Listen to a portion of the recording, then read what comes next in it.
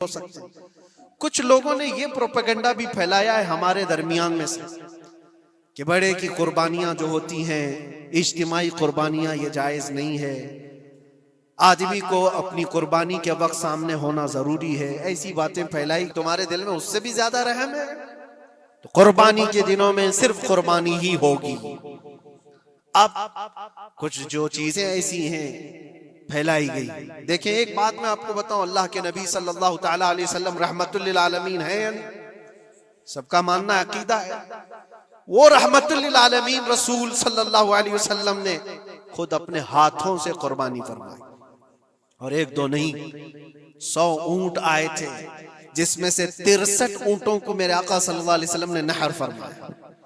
63 اونٹوں کو خود حضور نے ذبح فرمایا، اور اس کے بعد حضرت علی مرتضیٰ شیر خدا رضی اللہ تعالیٰ عنہ کو دیا، باقی کے اونٹوں کو تم ذبح کرو.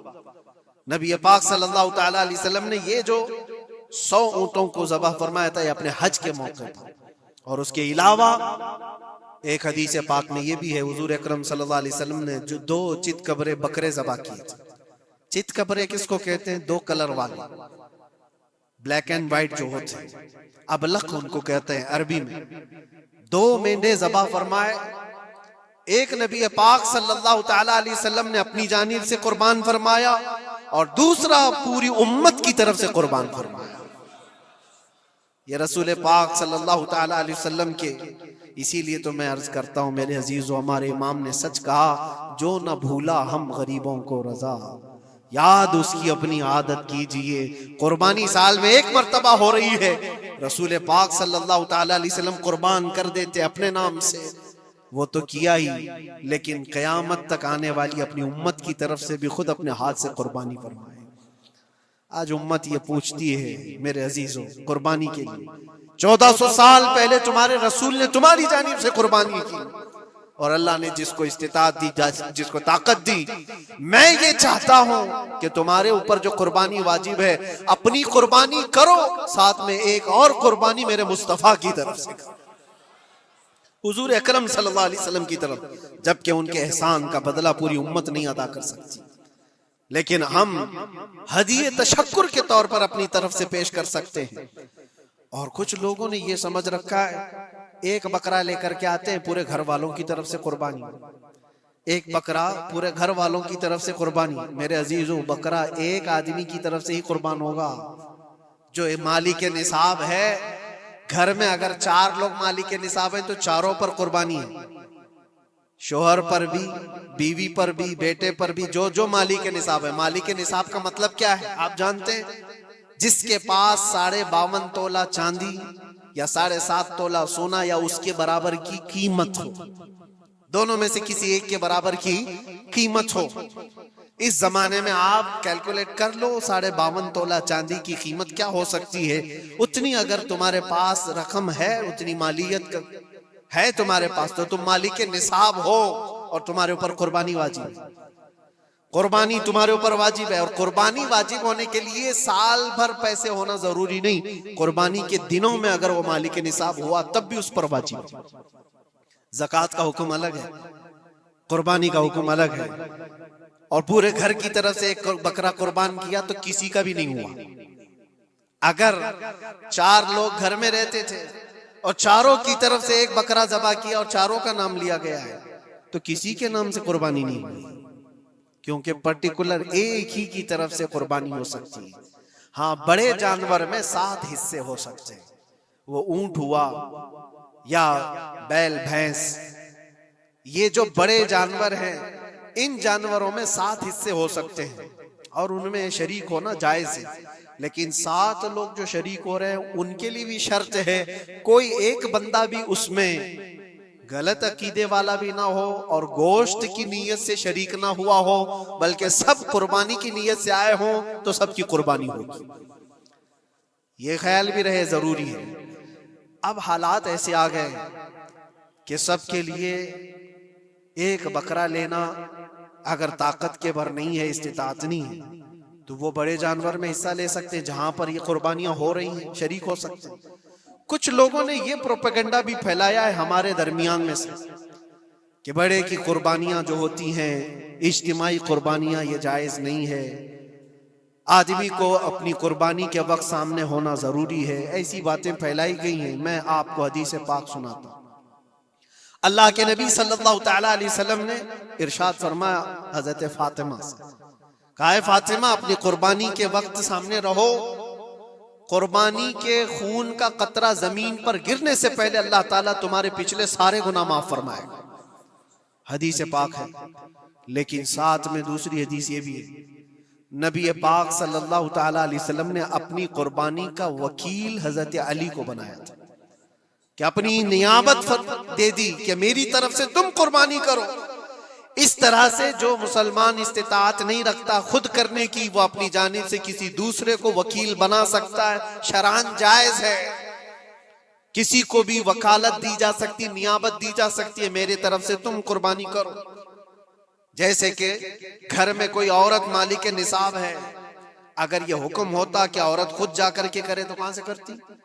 عورت کسی کو وکیل بنا سکتی ہے، اپنے شوہر کو کہہ دی یا کسی کو دے دیا پیسے کہ میری جانب سے تم قربانی کرو، یہ جائز ہے بالکل۔ جن لوگوں نے یہ پروپیگنڈا پھیلایا ہے ہمارے درمیان میں کہ قربانیاں نہیں ہوتی، وہ جاہل لوگ ہیں، پڑھے لکھے لوگ نہیں۔ شرعی مسائل کو جانے بغیر اس طرح کی باتیں عوام الناس میں، عوام المسلمین میں پھیلانا یہ گناہ ہے۔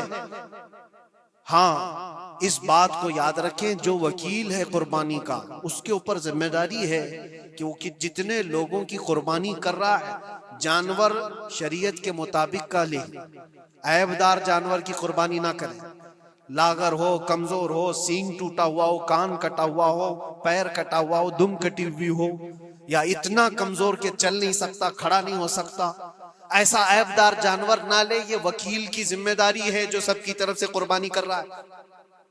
اور دوسری چیز، عیب کس کو کہتے ہیں؟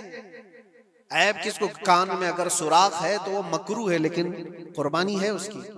ہاں سینگ اگر بچپن اس کے پیدائشی نہیں آئے تھے تو جائز ہے اس کی قربانی، آئے تھے اور ٹوٹ گئے تو اس کی مقدار بتائی گئی ہے، 1/3 حصہ اگر ٹوٹا ہے تو اس وقت تک جائز ہے، اس سے زیادہ جڑ سے ٹوٹے ہوئے ہیں تو قربانی جائز نہیں۔ کوئی پیر پورا کٹا ہوا ہے، دم پوری کٹی ہوئی، یہ عیب میں آتا ہے، عیب دار جانور کی قربانی جائز نہیں۔ یہ وکیل کرے گا، نہیں کرے گا تو وہ گنہگار ہے، لیکن اس کا مطلب یہ نہیں ہوتا کہ اجتماعی قربانی جائز ہی نہیں، جائز ہی نہیں۔ ایسی باتیں کیوں پھیلائی جاتی ہیں؟ حدیث پاک میں ملتا ہے کہ نیابت اور دوسرے کو وکالت دینا جائز ہے۔ اب کچھ لوگ یہ بھی پھیلاتے ہیں کہ قربانی کے جو حصے لیے جاتے ہیں، گوشت دیا جائے تو اس کی قیمت الگ ہوتی ہے، گوشت نہ لو تو اس کی قیمت الگ ہوتی ہے، یہ سب پھیلی ہوئی چیزیں ہیں۔ اس کا ریزن بھی پتہ کرنا چاہیے، ایسی بغیر علم کے بات کرنے سے 4,000-5,000 روپے کا ایک حصہ آتا ہے اگر شہر میں کوئی بڑا جانور ذبح کرے، کیونکہ مہنگا ملتا ہے بیل، اور باہر جب جا کر کے کوئی ذبح کر رہا ہے تو وہی ایک حصہ 1,500 روپے میں 2,000 میں ہو جاتا ہے۔ تو کچھ لوگوں کو یہ غلط فہمی پھیلائی جاتی ہے کہ یہ لوگ کرتے ہی نہیں ہیں اور ایسے پیسے وصولتے ہیں، ایسا نہیں۔ دور دراز کچھ علاقے ایسے ہیں، بنگال ہے، اڑیسہ ہے، اور بھی کئی علاقے بہار کے، جہاں پر بڑے جانور نہایت ہی سستے دام میں ملتے ہیں، بلکہ وہاں پر جانوروں کی قیمت صرف 5,000، 6,000 اور 10,000 کے نیچے ہوتی ہے، بڑے جانوروں کی جو ہم نے دیکھے ہیں۔ وہاں جا کر کچھ تنظیمیں قربانی کرتی ہیں، اگر وہ صحیح طریقے سے شریعت کے مطابق جانور لے کر کے کر رہے ہیں تو کوئی حرج نہیں، چاہے وہ 200 روپے حصے میں بھی کرتا ہو، کوئی حرج نہیں۔ قیمت میٹر نہیں کرتی، جانور میٹر کرتا ہے، قیمت چاہے جتنی بھی ہو رہی ہو۔ اس چیز کو آج وضاحت کرنا ضروری تھا، اس لیے میں نے آپ کے سامنے بیان کیا۔ غلط فہمیوں میں نہ پھیلے، غلط فہمیاں نہ پھیلائیں، خود بھی بچیں۔ ہاں افضل کیا ہے؟ افضل تو یہ ہے کہ اللہ نے تم پر واجب کیا، تم جاؤ اپنے ہاتھ سے کرو، تم جاؤ، کیونکہ حدیث پاک میں ملتا ہے کہ تم اپنے ہاتھ سے قربانی کرو اگر طاقت رکھتے ہو، اس کے خون کا قطرہ گرنے سے پہلے تمہارے پچھلے سارے گناہ اللہ معاف فرمائے گا۔ یہ افضل ہے۔ یہ ساری باتیں تھی جو عید قربان سے ریلیٹڈ تھیں۔ اللہ کریم ہم سب کو اس کی رضا کے لیے قربانی کرنے کی توفیق عطا فرمائے۔ لیکن ساتھ میں ایک بات یہ بھی یاد رکھیں، جب بندہ قربان کر رہا ہوتا ہے تو اس کے اندر یہ نیت بھی ہو، جیسے سیدنا ابراہیم علیہ الصلوۃ والتسلیم کو اللہ تعالیٰ نے کیا فرمایا تھا، 4 پرندے لو، ان کو ذبح کرو، ان کے سر اپنے پاس رکھو، ان کا قیمہ بنا کر 4 پہاڑوں پر رکھاؤ، اور پھر ان پرندوں کا نام لے کر کے بلاؤ، وہ زندہ ہو کر کے آ جائیں گے۔ کیونکہ ابراہیم علیہ السلام نے اللہ سے پوچھا تھا کہ اللہ تم مرنے کے بعد لوگوں کو زندہ کیسے کرتا ہے، میں دیکھنا چاہتا ہوں۔ تو رب تعالیٰ ان کو پریکٹیکل دکھانا چاہ رہا تھا کہ جاؤ ٹھیک ہے، ذبح کرو 4 پرندے اور ان کا قیمہ بنا دو، سر ان کے اپنے پاس رکھ لینا، اور ان کا قیمہ 4 پہاڑوں پر رکھ کر آؤ، اور پھر آ کر ان سروں کے پاس کھڑے ہو کر ان پرندوں کے نام لے کر بلاؤ، وہ آ جائیں گے۔ ابراہیم علیہ السلام نے اسی کیا، 4 پرندے لیے تھے۔ کیا کیا لیے تھے آپ کو میں بتاؤں، ایک مرغا تھا، ایک کوا تھا، ایک کبوتر تھا، اور ایک مور تھا۔ پرندوں کے نام یاد رکھ لیں، کوا ہے، مرغا ہے، کبوتر ہے اور مور ہے۔ 4 کو ذبح کیا، ان کے سر اپنے پاس رکھے اور جسم کے سب قیمہ بنا دیا، اور 4 جگہ پر مکس کر کے ان کو رکھا ہے۔ پھر آ کر یہاں کھڑے ہوئے اور پکارا ان پرندوں کا نام لے کر، اللہ کے حکم سے آ جاؤ۔ وہ قیمہ ہوا میں اڑا، جسم بنا، اور ویسی بغیر سر کے اڑتا ہوا آیا اور اپنے اپنے سر سے جڑ کر کے وہ زندہ پرندہ ہو گیا۔ قرآن پاک میں یہ ہے موجود، 3 پارے میں رب تبارک و تعالیٰ نے فرمایا، وَإِذْ قَالَ إِبْرَاهِيمُ رَبِّ أَرِنِي كَيْفَ تُحْيِي الْمَوْتَى قَالَ أَوَلَمْ تُؤْمِنْ قَالَ بَلَىٰ قال ولكن ليطمئن قلبي قال فخذ 4 من الطير فصرهن إليك ثم اجعل على كل جبل منهن جزءا ثم ادعهن يأتينك سعيا واعلم أن الله عزيز حكيم۔ یہ اللہ تبارک تعالیٰ نے پورا قرآن میں فرمایا کہ ابراہیم علیہ السلام نے یہ جو کیا۔ اب سنیے، سبع سنابل شریف میں میر عبد الواحد بلگرامی رحمۃ اللہ علیہ لکھتے ہیں کہ 4 پرندوں کا جو انتخاب ہوا تھا نا، 4 پرندے جو چنے گئے تھے، کون سے تھے؟ کوا، مرغا، کبوتر، مور۔ اصل میں جو ہے ان کی ہر ایک کی ایک خاصیت ہے۔ کوا لالچی بہت ہوتا ہے، کوا لالچی بہت ہوتا ہے۔